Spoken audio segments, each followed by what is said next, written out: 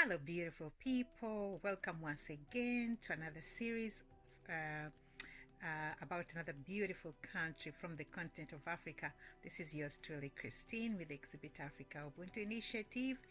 Today's information is compiled by everyculture.com if you want to check them out. So let's get started with the beautiful country of Seychelles. But before we continue, I just want to welcome you back once again. And for those that are joining me for the first time, thank you so much for being here. If you've missed my previous episodes, please feel free to check back my previous. We started off with. I hope you like this. I'm really loving this. We started off with letter A for Algeria. So we're going in alphabetical order. Right now we're letter S. So if you've missed any of your favorite countries in between, please feel free to go back. Now you can, if you're on TikTok, you can go back to my previous series to check out your favorite country. If you're new, if not, you can go on YouTube and watch the full the full series interrupted. And while you're there, please subscribe because we have more to come. So once again, thank you so much for joining us. Without any further ado, let's get started with this beautiful country or beautiful island, African island. So the culture name, as usual, we're gonna start off with the culture name, orientation, location, demography, and so on. So let's continue on with the culture name. So the culture name is Seychelles. Now let's dive into the orientation or identification. The name Seychelles. Some people say Seychelles. Seychelles. I want to know how you pronounce this. Anyways, let's carry on. So the name Seychelles derives from the 1756 French expedition that led to the annexation of the island. The commander of the expedition named the islands Seychelles after the controller of finance, Vicomte Monroe de Seychelles. Now let's move on to the location and geography.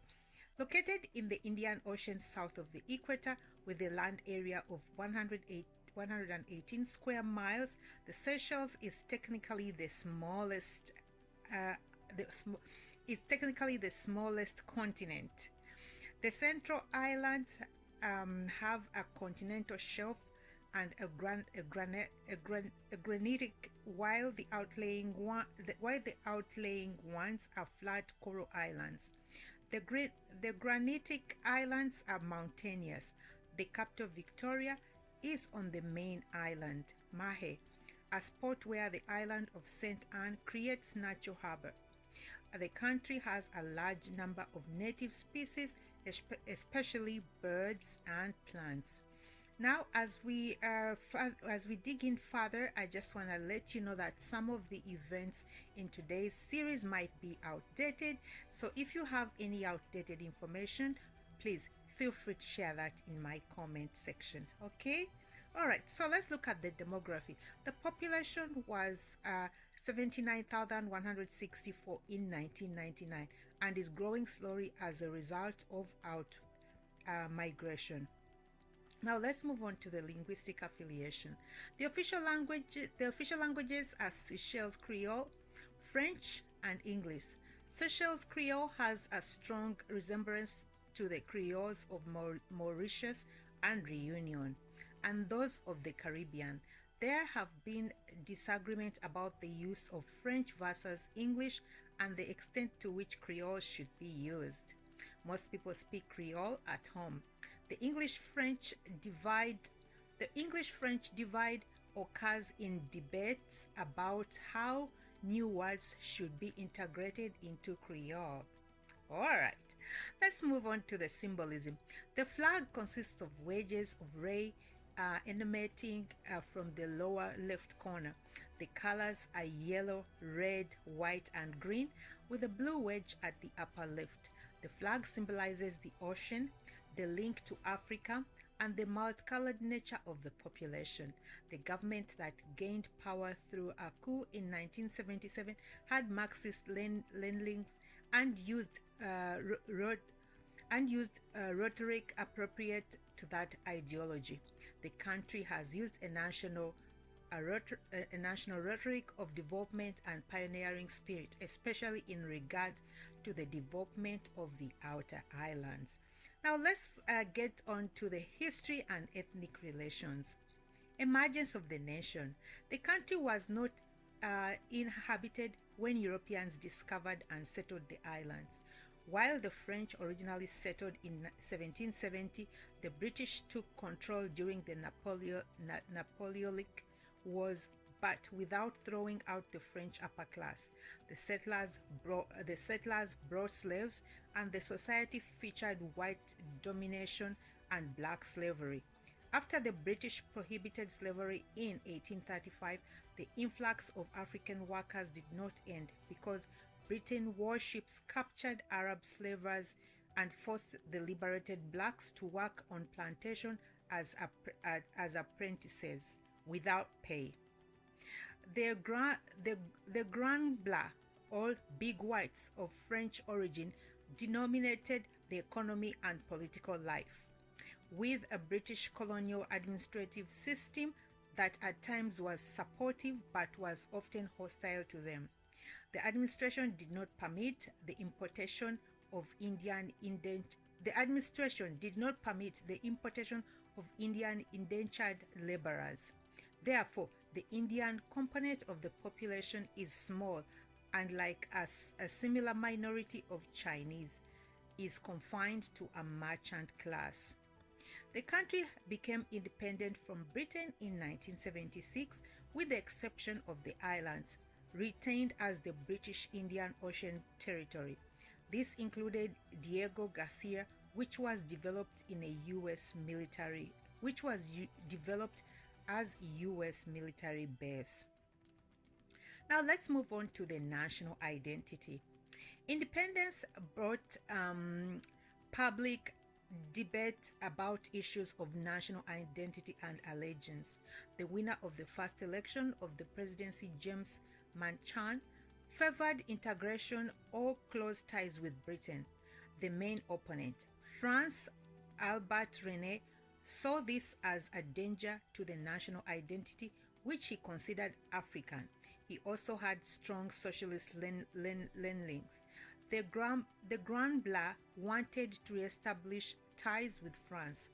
Rene toppled the first election government in a coup in 1977 and established a one-party state that lasted until 1992. However, his party, the Seychelles People's Progressive Front, SPPF, remained in power after the election in 1992, and Rene won the presidential election of 1993 and has been president since then. I'm wondering if that's the case today. Please let us know. Now let's move on to the ethnic relations. The Indians and Chinese merchants from two distinctive ethnic communities, as do the Grand Blancs. Those that were evicted from Diego Garcia when the U.S. military base was established are called Ilos. They are also found in Mauritius and regard themselves as distinct from Seychelles, although they historically and culturally belong to the mobile plantation worker class in Seychelles. Ethnic relations are mainly relations of class in Seychelles. Now let's move on to urbanization, architecture, and use of space. Traditional architecture has had two distinctive forms, plantation and townhouses. The plantation was focused on la cour, or courtyard, with an owner's or manager's house. The calorifere, or drying oven for copra, and storage houses, separate from the courtyard, with the workers' houses with thatched roofs, and on some plantations also with walls made from coconut leaves. The workers' houses often were divided into two parts, a sleeping room and a living room. The living room often was filled with furniture and seldom was used, as most social life took place outdoors. The kitchen was usually in a separate house. The typical townhouse had a general Victorian form, but both the roof and the walls might be made of corrugated iron sheets. With the decline of the plantation sector and agriculture in general, the traditional layout of the courtyards are disappearing. New houses are often constructed in an architecture common to many former British colonies, such that there is often a flat roof with a slight slope and windows with many horizontally arranged panels that can be tilted in order to allow easy circulation of air. Now let's go on to the food and economy. Food in daily life. The staple food is curry and rice, which may be eaten 2 or 3 times a day. The curry may be used on fish or meat. Coconut milk often is used in the curry. Upper class Creoles eat meals that consist of both fish and meat. Alcoholism has been prevalent partly because the plantations used drinks as payments and incentives. Among the working classes, drinking tended to be solitary. A typical drink is palm wine, fermented sap tapped from the coconut palm fronds. Now let's move on to food customs at ceremonial occasions. There are no specific foods for ceremonial occasions, but the meat is preferred. Now let's tap into the basic economy. In a land-based plantation economy, copra and some periods cinnamon and vanilla were the main exports. In 1960, about a third of the economically active population worked on plantations, and about 20% in the public sector. After opening of the international airport in 1971, tourism became important. Segmentation of the economy into tourism and plantation sector developed. Wages were much higher in the tourism sector. There was little scope of expansion of the plantation economy or for increases in wages. Since the wage-paying potential was fixed by international prices of plantation crops, the plantation sector declined, and agriculture now counts for about 4% of the gross domestic product, which is GDP, and less than 10% of the workforce. Although Seychelles copra is of very high quality, it is likely that the plantation sector will disappear completely. Tourism now employs 30% of the labor force and accounts for 13% of the GDP and 60% of foreign exchange earnings. Although the country is now classified as an upper middle income economy by the World Bank, it has retained an unequal income distribution. And in 1992, about 7% of the population was considered poor.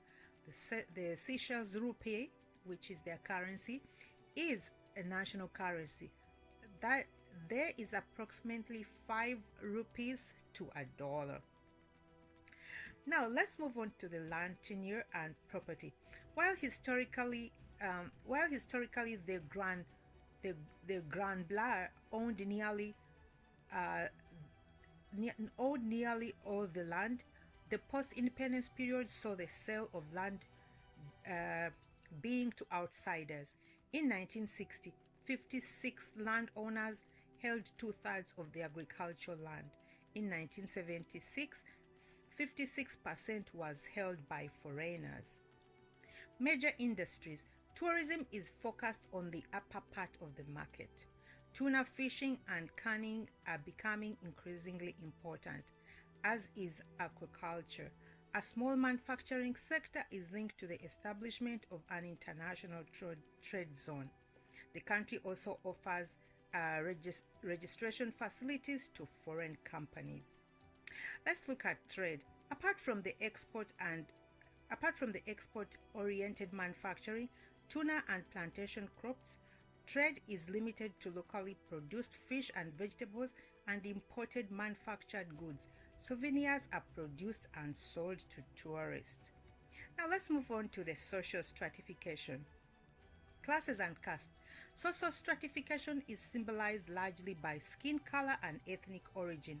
There is a hierarchy of color terms from blue to blood rose or white pink that coincides with the historical continuum of status from plantation worker to landowner. Seychelles use the color terms to identify the people they are talking about. The degree to which color and class determine the social order is a contested issue. Let's look at the social symbols of social stratification. There are no particular symbols of social stratification apart from skin color and complexion. Wow. Political life. Government. Let's look at the government. Since 1992, the Republic of Seychelles has been a multi-party state. The present constitution was adopted in 1993 and stipulates that the head of the government is also the chief of state and appoints the council of ministers. A direct election of the president is held every 5 years, as are elections for the unicameral 35-seat National Assembly. The president appoints the members of the Supreme Court and Appeals Court. Civil law and commercial law derive from the French, while the penal code is influenced by the British model. Okay, leadership and political officials. The SPPF is the dominant party. Other parties include the Democratic Party, United Opposition Party, Seychelles Party, a Seychelles Liberal Party, and Seychelles Democratic Movement. Let's look at the social problems and control. The main social problems recognized by the government and non-government organizations are domestic violence, sexual abuse of children, and alcoholism. Wow. Military activity. The country has never fought in a war. There is little emphasis on fighting, prominence, or martial arts. Seychelles participated in World War II in the British Army. The coup in 1977 had a subsequent attempted counter-coup led to the establishment of military forces. There is also a coast guard. Non-government organizations and other associations. Several Seychelles-based non-government organizations exist. Among these are several organizations that address social problems such as CAREDA, which is the Committee on Awareness, Resilience and Education Against Drugs and Alcohol. They are the Association of the Promotion of Solid Humane Families. The important National Council for Children is a semi-governmental organization. There are also human rights NGOs that both were established in 1998, the Center for Rights and Development and the Friends for a Democratic Society. There are also a number of NGOs focusing on nature preservation or the study of nature. Okay, let's look into the gender roles and status. There is no strict norms for the division of labor by gender, but several statistical tendencies.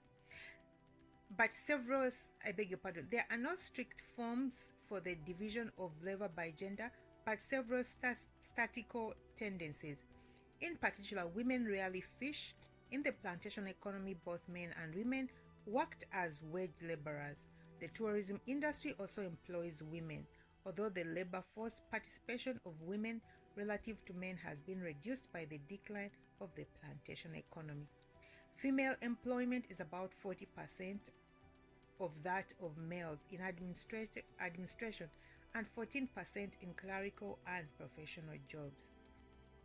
The relative status of women and men. Women generally have high status in the working class, but not in other social strata.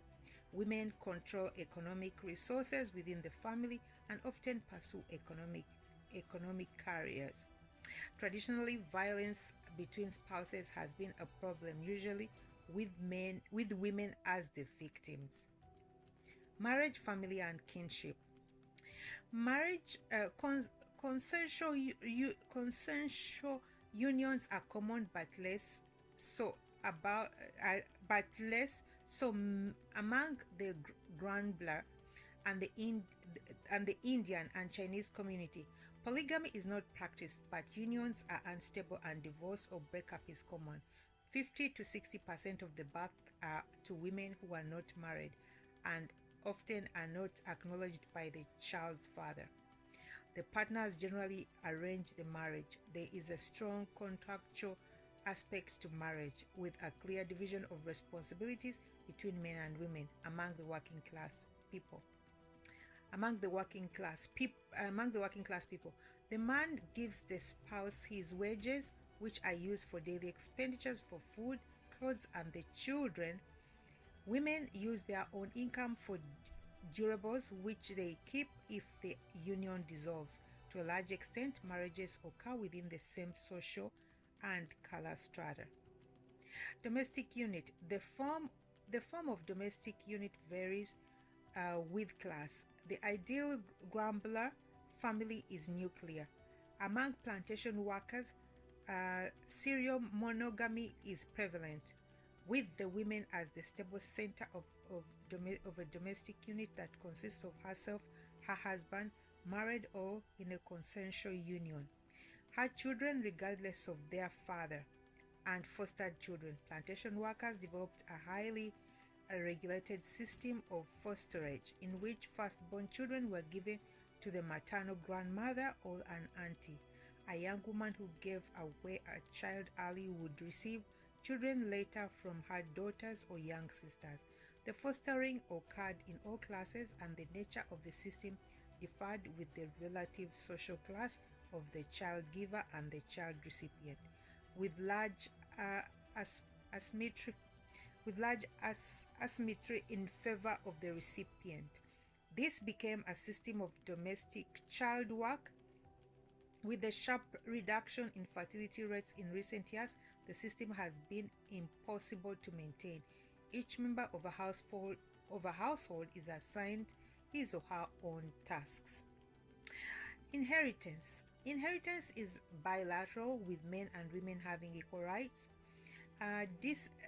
Kin groups. Descent is generally bilateral and no descent groups are formed. However, descent has a strong matrilateral bias, especially in the working class. That and the practice of fostering children create networks of women that resemble kin groups. Grambler families are formed in the same manner as European families, with an emphasis on patrilineal succession to a name and attempts to keep property within the family. Let's look at socialization. Infant care. Infants sleep with their parents, especially the mother. Toddlers have freedom to roam but often are watched by older siblings. They are given small tasks from an early age in accordance with the precise assignment of tasks within the household. Child rearing and education. Early initiation of an active sexual life has been considered a problem by health authorities. The number of children born to women below the age of 20 is high. Enrollment in primary education is universal but drops off at the secondary stage. Girls enroll as often as boys. The post-1997 revolutionary regime established a national youth service along socialist lines. The National Youth Service was replaced in 1999 with the 5th grade of secondary school. Higher education. Those who want higher education attend schools and universities overseas. No higher education is available domestically except for the polytechnic training, including teacher training, nursing, tourism, and arts. Let's look at the etiquette. Seychelles are usually described as laid back and easygoing. Dress codes are relaxed and formal clothing is seldom worn. Interpersonal distance is somewhat greater than that in Europe.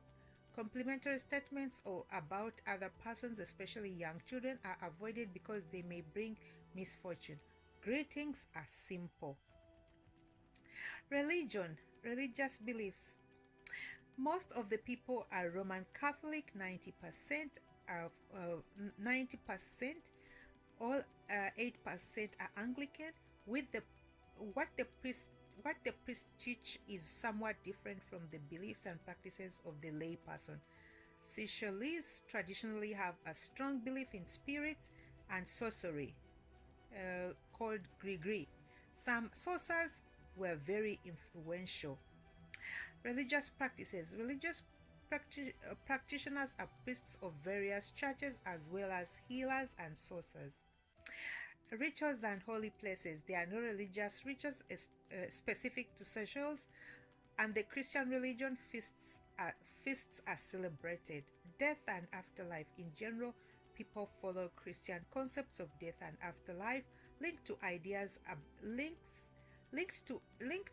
about sorcery was the belief that the spirit of a person prematurely killed by sorcery would be made to serve the sorcerer for the duration of that person's natural lifespan. Let's look at the medicine and healthcare. Major tropical diseases such as malaria have never been established in the islands. The primary healthcare system is well established. Advanced healthcare is not available, but there is a hospital in the capital. The nature of current beliefs and practices involving traditional medicine is not documented. Sorcerers traditionally were involved in healing through the use of medicinal plants. Secular celebrations. The National Day is celebrated on June 18th to commemorate the adoption of the Constitution in 1993. On June the 5th, Liberation Day is celebrated in remembrance of the 1977 coup.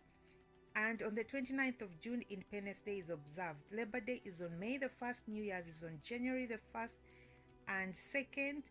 Christian holidays are also public holidays, which include All Saints Day on November the 1st, Immaculate Conception on December the 8th, and Christmas Day on the 25th. Arts and humanities. Seychelles Creole is a written language and the only daily newspaper. The nation publishes partly in Creole, apart from folk tales, which have been published in Creole. There is no literature. Graphic arts. There are a few arts and crafts in Seychelles that derive from the Seychelles tradition. There is a small craft industry in conjunction with tourism. There is not much research either in the physical sciences based in Seychelles. A journal that covers the sciences in general appears sporadically. Seychelles has nevertheless been the focus of research, in particular to marine biology, ornithology, botany, and geology, because of the uniqueness of the island. So that's it. We've come to the end of our facts about this beautiful small African island. Once again, thank you for joining me, and please do not forget to join us for our next series for another beautiful country, and don't forget to subscribe to my YouTube channel. Once again, it was yours truly, Christine, with Exhibit Africa Inc. Ciao for now.